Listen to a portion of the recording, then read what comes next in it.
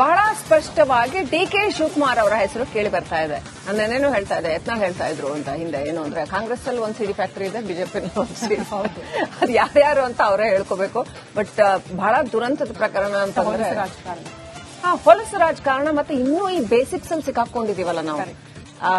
ಏನೋ ಚಂದ್ರಯಾನದ ಬಗ್ಗೆ ಮಾತನಾಡ್ತಾರೆ, ಅಥವಾ ಬೇರೆ ಬೇರೆ ಇವತ್ತು ಆಧುನಿಕ ಜಗತ್ತು ಎಷ್ಟು ಮುಂದುವರೆದಿದೆ, ಮಾನವ ಸಮುದಾಯ ಎಲ್ಲಿಗೆ ಹೋಗಿರ್ಬೇಕಾಗಿತ್ತು, ಇನ್ನೂ ಅದರಲ್ಲೇ ಇದೀವಿ ನಾವು. ಅಲ್ಲಿಂದ ಮೇಲೆ ಆ ಕೆಸರಿಂದ ಮೇಲೇಳಕ್ ಆಗ್ತಾನೆ ಇಲ್ವಲ್ಲ ಅಂತ. ಇದು ದುರಂತ, ಇದು ರಾಜಕಾರಣಿಗಳದ್ದು. ಎನಿವೆ, ಈ ಹನಿ ಟ್ರ್ಯಾಪ್ ಪ್ರಕರಣದಲ್ಲಿ ಡಿ.ಕೆ. ಶಿವಕುಮಾರ್ ಅವರ ಹೆಸರು ಕೇಳಿ ಬಂದಿದೆ. ಡಿಸಿಎಂ ಅಸಮಾಧಾನ ಹೊರ ಹಾಕಿದ್ದಾರಂತೆ.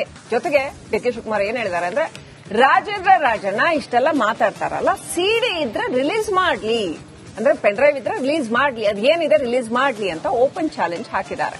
ಅಷ್ಟೇ ಅಲ್ಲದೆ ಮಧು ಬಲೆಯಲ್ಲಿ ಈಗ ಮಹಾನಾಯಕನ ಹೆಸರು ಕೇಳಿ ಬಂದಿದೆ. ಡಿ.ಕೆ. ಶಿವಕುಮಾರ್ ಏನು ಹೇಳ್ಬಿಡ್ತಾರೆ, ರಾಜೇಂದ್ರ ರಾಜಣ್ಣ ಅವ್ರದ್ದು ಅವ್ರ ಹತ್ರ ಏನ್ ಪೆನ್ ಡ್ರೈವ್ ಆರೋಪ ಕೇಳ್ಬರ್ತಾರೆ, ರಿಲೀಸ್ ಮಾಡ್ಲಿ ಅಂತ. ಮಾಡಕ್ಕಾಗತ್ತಾ? ಅವ್ರದ್ದು ಮಾನ ಮರ್ಯಾದೆ ಪ್ರಶ್ನೆ, ಅವ್ರದ್ದೇ ತಮ್ಮದೇ ಈ ತರ ಆಗಿದೆ ಕೊಡಬಹುದಿತ್ತು. ಆ ನಿರೀಕ್ಷೆಯಲ್ಲಿ ನಾವು ಕೂಡ ಇದ್ದೀವಿ. ಅದೇ ಆಗತ್ತೆ ಅಂತ ಹೇಳ್ತಾ ಇದ್ದಾರೆ. ದೂರು ಕೊಡ್ತಾರೆ, ಗುರುವಾರ ದೂರು ಕೊಡ್ತಾರೆ ಅಂತ ಹೇಳಿದ್ದಾರೆ. ನಿಜಕ್ಕೂ ಆಶ್ಚರ್ಯ ಆಗುತ್ತೆ. ಡಿ.ಕೆ. ಶಿವಕುಮಾರ್ ಅವರನ್ನ ಈ ಬಲೆಯಲ್ಲಿ ಸಿಕ್ಕಾಕ್ಸೋದಕ್ಕೆ ಪ್ಲಾನ್ ನಡೀತಾ ಇದೆಯಾ, ಅಥವಾ ಆ ಮಹಾನಾಯಕ ಯಾರ ಹೆಸರು ಕೇಳಿ ಬರ್ತಾ ಇದೆಯಲ್ಲ ಅವರು ಇದರ ಹಿಂದೆ ಇದ್ದಾರಾ? ಒಟ್ನಲ್ಲಿ ಏನ್ ನಡೀತಾ ಇದೆ? ಬೆಕ್ಕಿನ ಕೊಳ್ಳಿಗೆ ಗಂಟೆ ಕಟ್ಟೋರು ಯಾರು ಅನ್ನೋ ಪರಿಸ್ಥಿತಿ. ಡಿ.ಕೆ.ಶಿ ಅಸಮಾಧಾನ ಹೊರಹಾಕಿದ್ದಾರೆ.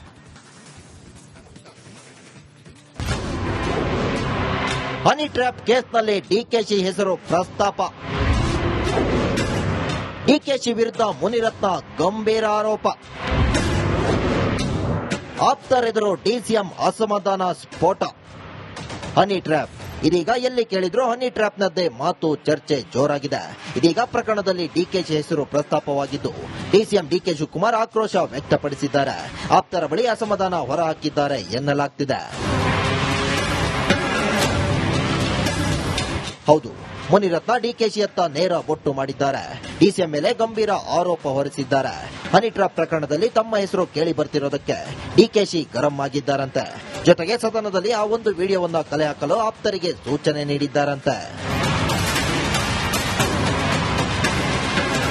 ಸದನದಲ್ಲಿ ಆಡಳಿತ ಪಕ್ಷದ ಸಚಿವರೇ ಹನಿ ಟ್ರ್ಯಾಪ್ ಬಗ್ಗೆ ಮಾತನಾಡುವಂತೆ ವಿಪಕ್ಷ ನಾಯಕರೊಬ್ಬರಿಗೆ ಚೀಟಿ ಕಳಿಸಿರುವ ಬಗ್ಗೆ ಮಾಹಿತಿ ಪಡೆದಿದ್ದಾರಂತೆ. ಹನಿ ಟ್ರ್ಯಾಪ್ ಚರ್ಚೆಗೂ ಮುನ್ನ ಸಚಿವ ರಾಜಣ್ಣ ಸದನಕ್ಕೆ ಬಂದಿದ್ರಂತೆ.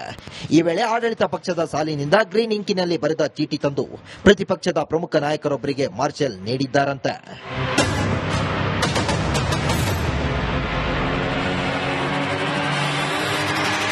ಆ ಚೀಟಿಯಲ್ಲಿ ಹನಿ ಟ್ರ್ಯಾಪ್ ಬಗ್ಗೆ ಮಾತನಾಡುವಂತೆ ಬರೆದಿತ್ತ ಅನ್ನೋದರ ಬಗ್ಗೆ ಡಿಕೆ ಮಾಹಿತಿ ಕಲೆ ಹಾಕ್ತಿದ್ದಾರಂತೆ. ಚೀಟಿ ಕಳಿಸಿದವರಲ್ಲಿ ಸಿಎಂ ಆಪ್ತ ಬಳಗದ ಸಚಿವರೊಬ್ಬರು ಇದ್ದಾರಂತೆ. ಹೀಗಾಗಿ ಆ ವಿಡಿಯೋದಲ್ಲಿ ಏನಾದರೂ ದಾಖಲೆ ಸಿಗಬಹುದಾ ಅಂತ ಡಿಸಿಎಂ ಲೆಕ್ಕಾಚಾರದಲ್ಲಿದ್ದಾರೆ ಎನ್ನಲಾಗ್ತಿದೆ. ಸಿಡಿ ಇದ್ರೆ ಬಿಡುಗಡೆ ಮಾಡಲಿ. ಇನ್ನು ಹನಿ ಟ್ರ್ಯಾಪ್ ವಿಚಾರದ ಬಗ್ಗೆ ರಾಜೇಂದ್ರ ರಾಜಣ್ಣ ರಿಪಬ್ಲಿಕ್ ಕನ್ನಡಕ್ಕೆ ಎಕ್ಸ್ಕ್ಲೂಸಿವ್ ಮಾಹಿತಿ ಕೊಟ್ಟಿದ್ದಾರೆ. ಸಿಡಿ ಇದ್ರೆ ರಿಲೀಸ್ ಮಾಡಲಿ ಎಂದು ಓಪನ್ ಚಾಲೆಂಜ್ ಹಾಕಿದ್ದಾರೆ. ಆಗಿದ್ರು ಆತರ ಏನೋ ಸಿಡಿದ್ರೆ ಬಿಡ್ಲಪ್ಪ, ಹೌದಲ್ಲ, ಹೇಳ್ತಾರಲ್ಲ ಆಗ್ಬಿಟ್ಟಿದೆ ಅಂತ ಸ್ವಲ್ಪ ಜನ ಮಾಹಿತಿ ಯಾರೋ ಕೊಟ್ಟರು, ಆಯ್ತು ಆಗಿದ್ರೆ ಬಿಡಿ, ನಂತೇನು ಅಭ್ಯಂತರ ಇಲ್ಲ. ಅದಕ್ಕೆ ನಾವು ಇಂಜರಿ ಅಂತದಲ್ಲ. ಸೊ ಅದರಿಂದ ನೋಡೋಣ ಏನಾಗುತ್ತೆ ಬೆಳವಣಿಗೆ. ನಾನು ಈಗ ಮುಖ್ಯಮಂತ್ರಿ ಗಮನಕ್ಕೆ ತಂದಿದ್ದೀನಿ.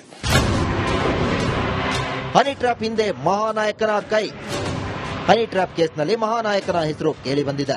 ಮಧುಬಲೆ ಜಾಲದ ಹಿಂದೆ ಮಹಾನಾಯಕನ ಕೈ ಇದೆ ಅಂತ ಸ್ವತಃ ಕಾಂಗ್ರೆಸ್ ನಾಯಕರೇ ಆರೋಪಿಸಿದ್ದಾರೆ. ಆ ಮಹಾನಾಯಕ ಯಾರು ಅನ್ನೋದೇ ಯಕ್ಷ ಪ್ರಶ್ನೆಯಾಗಿದೆ.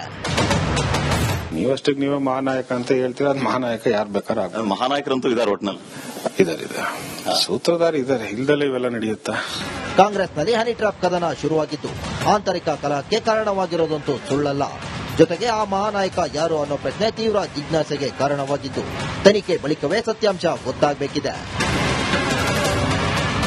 Vijay, political bureau, republic Kannada. ಈ ಬಗ್ಗೆ ಮತ್ತಷ್ಟು ಡೀಟೇಲ್ಸ್ ಅನ್ನ ಪಡ್ಕೊಳ್ಳೋಣ. ನಮ್ಮ ಪ್ರತಿನಿಧಿ ಬಸವರಾಜ್ ನೇರ ಸಂಪರ್ಕದಲ್ಲಿ ಜಾಯ್ನ್ ಆಗ್ತಿದ್ದಾರೆ. ಬಸವರಾಜ್, ಇಷ್ಟು ದಿನ ಕಾಂಗ್ರೆಸ್ ಪಾಳ್ಯದಲ್ಲಿ ಕುರ್ಚಿ ಕದನ ಅನ್ನುವಂಥ ಸುದ್ದಿಗಳು ಕೇಳೋದಕ್ಕೆ ಸಿಗ್ತಾ ಇತ್ತು. ದಿಢೀರ್ ಅಂತ ಅದು ಹನಿ ಟ್ರ್ಯಾಪ್ಗೆ ಟರ್ನ್ಔಟ್ ಆಯಿತು. ಕಾರಣ ಏನು? ಸಿಎಂ ಆಪ್ತರನ್ನೇ ಟಾರ್ಗೆಟ್ ಮಾಡ್ತಿದ್ದಾರೆ ಅಂತ ಅಂದ್ರೆ ಬಿಜೆಪಿಯವರ ಆರೋಪ ನಿಜಾನ? ಬರೀ ಕುರ್ಚಿಗಾಗಿ ಇಂತಹ ಷಡ್ಯಂತ್ರಗಳು ಆಗ್ತಾ ಇದೆಯಾ ಕಾಂಗ್ರೆಸ್ ಪಾಳ್ಯದಲ್ಲಿ ಅಂತ ದೂರು ಕೊಡ್ತಾರಾ ಕೆಎನ್ ರಾಜಣ್ಣ? ಅದು ಪ್ರಮುಖ ಪ್ರಶ್ನೆ.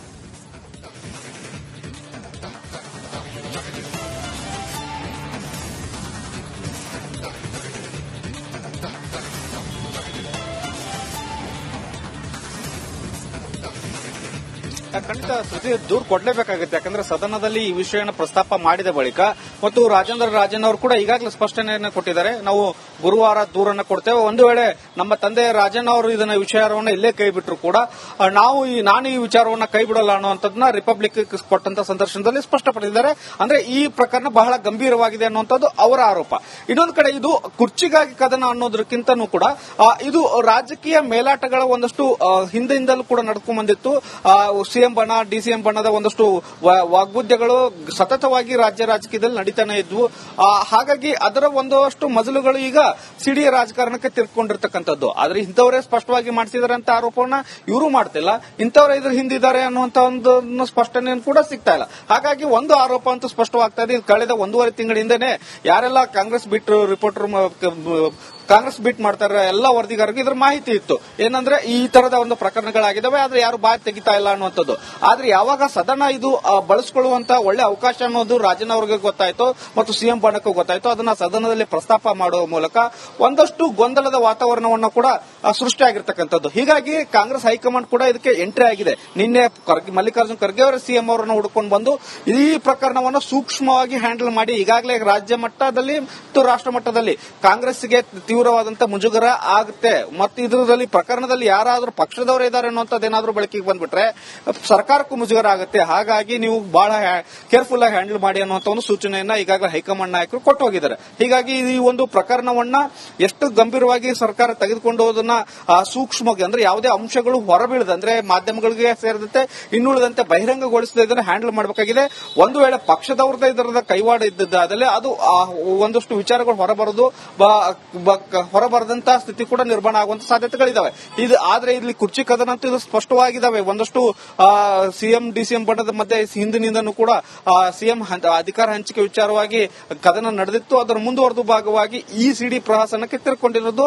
ಆದ್ರೆ ಇಲ್ಲಿವರೆಗೂ ಕೂಡ ಸ್ಪಷ್ಟವಾಗಿ ಇಂಥವರದೇ ಪಾತ್ರ ಇದೆ ಅನ್ನುವಂಥದ್ದನ್ನು ಕೂಡ ಯಾರು ಉಲ್ಲೇಖ ಬಹಿರಂಗವಾಗಿ ಮಾಡ್ತಾ ಇಲ್ಲ. ಶ್ರುತಿ. ಓಕೆ ಬಸವರಾಜ್, ಧನ್ಯವಾದಗಳು ತಮ್ಮೆಲ್ಲ ಮಾಹಿತಿಗೆ.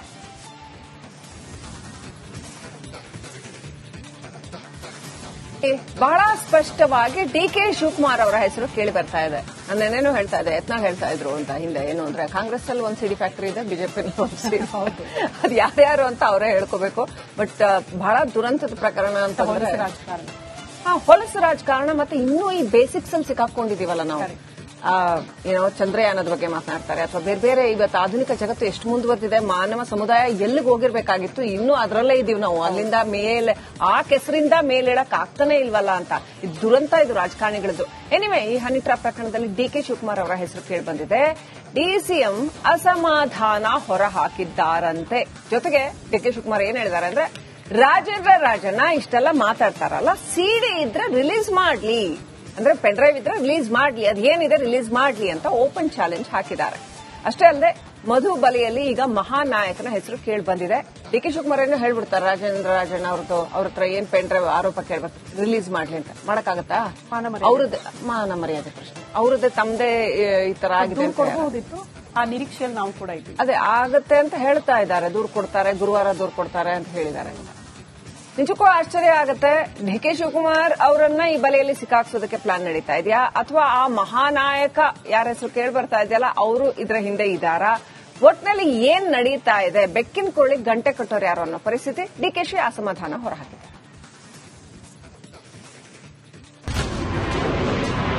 ಹನಿ ಟ್ರ್ಯಾಪ್ ಕೇಸ್ನಲ್ಲಿ ಡಿಕೆಶಿ ಹೆಸರು ಪ್ರಸ್ತಾಪ. ಡಿಕೆಶಿ ವಿರುದ್ಧ ಮುನಿರತ್ನ ಗಂಭೀರ ಆರೋಪ.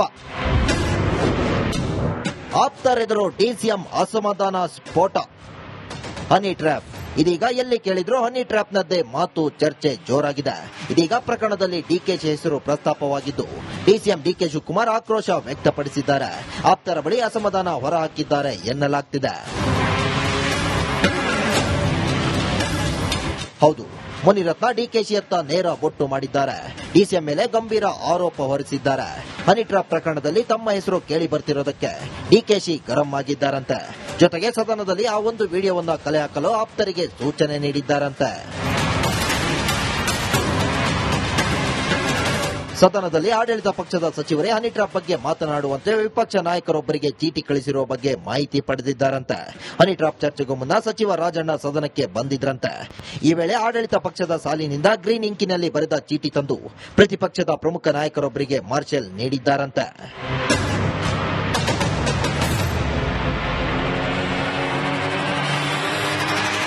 ಆ ಚೀಟಿಯಲ್ಲಿ ಹನಿ ಟ್ರಾಪ್ ಬಗ್ಗೆ ಮಾತನಾಡುವಂತೆ ಬರೆದಿತ್ತ ಅನ್ನೋದರ ಬಗ್ಗೆ ಡಿಕೆ ಮಾಹಿತಿ ಕಲೆ ಹಾಕ್ತಿದ್ದಾರಂತೆ. ಚೀಟಿ ಕಳಿಸಿದವರಲ್ಲಿ ಸಿಎಂ ಆಪ್ತ ಬಳಗದ ಸಚಿವರೊಬ್ಬರು ಇದ್ದಾರಂತೆ. ಹೀಗಾಗಿ ಆ ವಿಡಿಯೋದಲ್ಲಿ ಏನಾದರೂ ದಾಖಲೆ ಸಿಗಬಹುದಾ ಅಂತ ಡಿಸಿಎಂ ಲೆಕ್ಕಾಚಾರದಲ್ಲಿದ್ದಾರೆ ಎನ್ನಲಾಗ್ತಿದೆ. ಸಿಡಿ ಇದ್ರೆ ಬಿಡುಗಡೆ ಮಾಡಲಿ. ಇನ್ನು ಹನಿ ಟ್ರಾಪ್ ವಿಚಾರದ ಬಗ್ಗೆ ರಾಜೇಂದ್ರ ರಾಜಣ್ಣ ರಿಪಬ್ಲಿಕ್ ಕನ್ನಡಕ್ಕೆ ಎಕ್ಸ್ಕ್ಲೂಸಿವ್ ಮಾಹಿತಿ ಕೊಟ್ಟಿದ್ದಾರೆ. ಸಿಡಿ ಇದ್ರೆ ರಿಲೀಸ್ ಮಾಡಲಿ ಎಂದು ಓಪನ್ ಚಾಲೆಂಜ್ ಹಾಕಿದ್ದಾರೆ. ಆಗಿದ್ರು ಆತರ ಏನೋ ಸಿಡಿದ್ರೆ ಬಿಡ್ಲಪ್ಪ, ಹೌದಲ್ಲ, ಹೇಳ್ತಾರಲ್ಲ ಆಗ್ಬಿಟ್ಟಿದೆ ಅಂತ ಸ್ವಲ್ಪ ಜನ ಮಾಹಿತಿ ಯಾರೋ ಕೊಟ್ರು, ಆಯ್ತು ಆಗಿದ್ರೆ ಬಿಡಿ, ನಂತೇನು ಅಭ್ಯಂತರ ಇಲ್ಲ. ಅದಕ್ಕೆ ನಾವು ಇಂಜುರಿ ಅಂತದಲ್ಲ. ಸೊ ಅದರಿಂದ ನೋಡೋಣ ಏನಾಗುತ್ತೆ ಬೆಳವಣಿಗೆ. ನಾನು ಈಗ ಮುಖ್ಯಮಂತ್ರಿ ಗಮನಕ್ಕೆ ತಂದಿದ್ದೀನಿ. ಹನಿ ಟ್ರಾಪ್ ಹಿಂದೆ ಮಹಾನಾಯಕನ ಕೈ. ಹನಿ ಟ್ರಾಪ್ ಕೇಸ್ನಲ್ಲಿ ಮಹಾನಾಯಕನ ಹೆಸರು ಕೇಳಿ ಬಂದಿದೆ.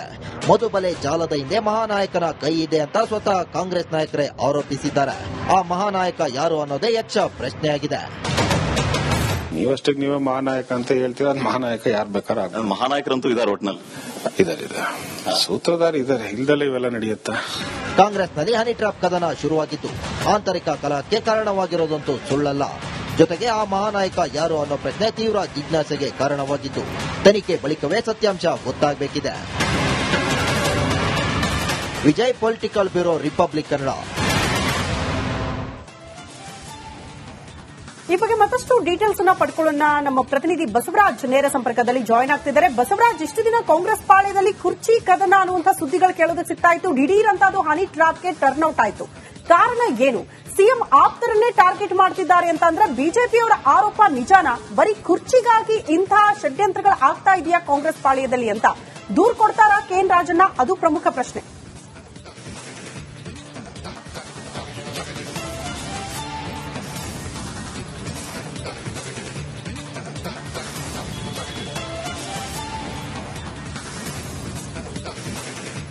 ಖಂಡಿತ ಶ್ರುತಿ ದೂರು ಕೊಡಲೇಬೇಕಾಗುತ್ತೆ. ಯಾಕಂದ್ರೆ ಸದನದಲ್ಲಿ ಈ ವಿಷಯನ ಪ್ರಸ್ತಾಪ ಮಾಡಿದ ಬಳಿಕ ಮತ್ತು ರಾಜೇಂದ್ರ ರಾಜನ್ ಅವರು ಕೂಡ ಈಗಾಗಲೇ ಸ್ಪಷ್ಟನೆಯನ್ನು ಕೊಟ್ಟಿದ್ದಾರೆ. ನಾವು ಗುರುವಾರ ದೂರನ್ನು ಕೊಡ್ತೇವೆ. ಒಂದು ವೇಳೆ ನಮ್ಮ ತಂದೆ ರಾಜನ್ ಅವರು ಇದನ್ನ ವಿಚಾರವನ್ನು ಇಲ್ಲೇ ಕೈ ಬಿಟ್ಟರು ಕೂಡ ನಾನು ಈ ವಿಚಾರವನ್ನ ಕೈ ಬಿಡಲ್ಲ ಅನ್ನುವಂಥದ್ದನ್ನ ರಿಪಬ್ಲಿಕ್ ಕೊಟ್ಟಂತ ಸಂದರ್ಶನದಲ್ಲಿ ಸ್ಪಷ್ಟಪಡಿಸಿದ್ದಾರೆ. ಅಂದ್ರೆ ಈ ಪ್ರಕರಣ ಬಹಳ ಗಂಭೀರವಾಗಿದೆ ಅನ್ನುವಂಥದ್ದು ಅವರ ಆರೋಪ. ಇನ್ನೊಂದು ಕಡೆ ಇದು ಕುರ್ಚಿಗಾಗಿ ಕದನ ಅನ್ನೋದಕ್ಕಿಂತನೂ ಕೂಡ ಇದು ರಾಜಕೀಯ ಮೇಲಾಟಗಳ ಒಂದಷ್ಟು ಹಿಂದಿಂದಲೂ ಕೂಡ ನಡ್ಕೊಂಡ್ ಬಂದಿತ್ತು. ಸಿಎಂ ಬಣ, ಡಿಸಿಎಂ ಬಣದ ಒಂದಷ್ಟು ವಾಗ್ಬುದ್ಧಗಳು ಸತತವಾಗಿ ರಾಜ್ಯ ರಾಜಕೀಯದಲ್ಲಿ ನಡೀತಾನೆ ಇದ್ವು. ಹಾಗಾಗಿ ಅದರ ಒಂದಷ್ಟು ಮಜಲುಗಳು ಈಗ ಸಿಡಿ ರಾಜಕಾರಣಕ್ಕೆ ತಿರ್ಕೊಂಡಿರ್ತಕ್ಕಂಥದ್ದು. ಆದ್ರೆ ಇಂಥವರೇ ಸ್ಪಷ್ಟವಾಗಿ ಮಾಡಿಸಿದ್ದಾರೆ ಅಂತ ಆರೋಪವನ್ನ ಇವರು ಮಾಡ್ತಿಲ್ಲ. ಇಂಥವರೇ ಇದ್ರ ಹಿಂದಿದ್ದಾರೆ ಅನ್ನುವಂತ ಒಂದು ಸ್ಪಷ್ಟನೆ ಕೂಡ ಸಿಗ್ತಾ ಇಲ್ಲ. ಹಾಗಾಗಿ ಒಂದು ಆರೋಪ ಅಂತೂ ಸ್ಪಷ್ಟವಾಗ್ತಾ ಇದೆ. ಕಳೆದ 1.5 ತಿಂಗಳಿಂದನೇ ಯಾರೆಲ್ಲ ಕಾಂಗ್ರೆಸ್ ರಿಪೋರ್ಟರ್ ಕಾಂಗ್ರೆಸ್ ಬೀಟ್ ಮಾಡ್ತಾರೆ ಎಲ್ಲ ವರದಿಗಾರರಿಗೆ ಇದ್ರ ಮಾಹಿತಿ ಇತ್ತು. ಏನಂದ್ರೆ ಈ ತರದ ಒಂದು ಪ್ರಕರಣಗಳಾಗಿದ್ದಾವೆ, ಆದ್ರೆ ಯಾರು ಬಾಯಿ ತೆಗಿತಾ ಇಲ್ಲ ಅನ್ನುವಂಥದ್ದು. ಆದ್ರೆ ಯಾವಾಗ ಸದನ ಇದು ಬಳಸಿಕೊಳ್ಳುವಂತ ಒಳ್ಳೆ ಅವಕಾಶ ಅನ್ನೋದು ರಾಜನ್ ಅವರಿಗೆ ಗೊತ್ತಾಯ್ತು ಮತ್ತು ಸಿಎಂ ಬಣಕ್ಕೂ ಗೊತ್ತಾಯ್ತು, ಅದನ್ನ ಸದನದಲ್ಲಿ ಪ್ರಸ್ತಾಪ ಮಾಡುವ ಮೂಲಕ ಒಂದಷ್ಟು ಗೊಂದಲದ ವಾತಾವರಣವನ್ನು ಕೂಡ ಸೃಷ್ಟಿಯಾಗಿರ್ತಕ್ಕಂಥದ್ದು. ಹೀಗಾಗಿ ಕಾಂಗ್ರೆಸ್ ಹೈಕಮಾಂಡ್ ಕೂಡ ಇದಕ್ಕೆ ಎಂಟ್ರಿ ಆಗಿದೆ. ನಿನ್ನೆ ಮಲ್ಲಿಕಾರ್ಜುನ್ ಖರ್ಗೆ ಅವರ ಸಿಎಂ ಅವರನ್ನು ಹುಡುಕೊಂಡು ಬಂದು ಈ ಪ್ರಕರಣವನ್ನು ಸೂಕ್ಷ್ಮವಾಗಿ ಹ್ಯಾಂಡಲ್ ಮಾಡಿ ಈಗಾಗಲೇ ರಾಜ್ಯ ಮಟ್ಟದಲ್ಲಿ ಮತ್ತು ರಾಷ್ಟ್ರ ಮಟ್ಟದಲ್ಲಿ ಕಾಂಗ್ರೆಸ್ಗೆ ತೀವ್ರವಾದಂತ ಮುಜುಗರ ಆಗುತ್ತೆ. ಮತ್ತು ಇದರಲ್ಲಿ ಪ್ರಕರಣದಲ್ಲಿ ಯಾರಾದ್ರೂ ಪಕ್ಷದವರೇ ಇದ್ದಾರೆ ಅನ್ನುವಂಥದ್ದೇನಾದ್ರೂ ಬೆಳಕಿಗೆ ಬಂದ್ಬಿಟ್ರೆ ಸರ್ಕಾರಕ್ಕೂ ಮುಜುಗರ ಆಗುತ್ತೆ. ಹಾಗಾಗಿ ನೀವು ಬಹಳ ಕೇರ್ಫುಲ್ ಆಗಿ ಹ್ಯಾಂಡಲ್ ಮಾಡಿ ಅನ್ನುವಂತ ಒಂದು ಸೂಚನೆಯನ್ನ ಈಗಾಗಲೇ ಹೈಕಮಾಂಡ್ ನಾಯಕರು ಕೊಟ್ಟು ಹೋಗಿದ್ದಾರೆ. ಹೀಗಾಗಿ ಈ ಒಂದು ಪ್ರಕರಣವನ್ನ ಎಷ್ಟು ಗಂಭೀರವಾಗಿ ಸರ್ಕಾರ ತೆಗೆದುಕೊಂಡು ಹೋದನ್ನ ಸೂಕ್ಷ್ಮವಾಗಿ ಅಂದ್ರೆ ಯಾವುದೇ ಅಂಶಗಳು ಹೊರಬೀಳದ ಅಂದ್ರೆ ಮಾಧ್ಯಮಗಳಿಗೆ ಸೇರಿದಂತೆ ಇನ್ನುಳಿದಂತೆ ಬಹಿರಂಗಗೊಳಿಸದೆ ಇದನ್ನ ಹ್ಯಾಂಡಲ್ ಮಾಡಬೇಕಾಗಿದೆ. ಒಂದು ವೇಳೆ ಪಕ್ಷದವ್ರದ್ದೇ ಇದರದ ಕೈವಾಡ ಇದ್ದದ್ದಾದಲ್ಲಿ ಅದು ಒಂದಷ್ಟು ವಿಚಾರಗಳು ಹೊರಬರದಂತ ಸ್ಥಿತಿ ಕೂಡ ನಿರ್ಮಾಣ ಆಗುವಂತ ಸಾಧ್ಯತೆಗಳಿದಾವೆ. ಆದ್ರೆ ಇಲ್ಲಿ ಕುರ್ಚಿ ಕದನ ಅಂತ ಇದು ಸ್ಪಷ್ಟವಾಗಿದ್ದಾವೆ. ಒಂದಷ್ಟು ಸಿಎಂ ಡಿಸಿಎಂ ಬಣದ ಮಧ್ಯೆ ಹಿಂದಿನಿಂದನೂ ಕೂಡ ಸಿಎಂ ಅಧಿಕಾರ ಹಂಚಿಕೆ ವಿಚಾರವಾಗಿ ಕದನ ನಡೆದಿತ್ತು. ಅದರ ಮುಂದುವರೆದ ಭಾಗವಾಗಿ ಈ ಸಿಡಿ ಪ್ರಹಸನಕ್ಕೆ ತಿರ್ಕೊಂಡಿರೋದು. ಆದ್ರೆ ಇಲ್ಲಿವರೆಗೂ ಕೂಡ ಸ್ಪಷ್ಟವಾಗಿ ಇಂಥವರದೇ ಪಾತ್ರ ಇದೆ ಅನ್ನುವಂಥದ್ದನ್ನು ಕೂಡ ಯಾರು ಉಲ್ಲೇಖ ಬಹಿರಂಗವಾಗಿ ಮಾಡ್ತಾ ಇಲ್ಲ. ಶ್ರುತಿ. ಓಕೆ ಬಸವರಾಜ್, ಧನ್ಯವಾದಗಳು ತಮ್ಮೆಲ್ಲ ಮಾಹಿತಿಗೆ.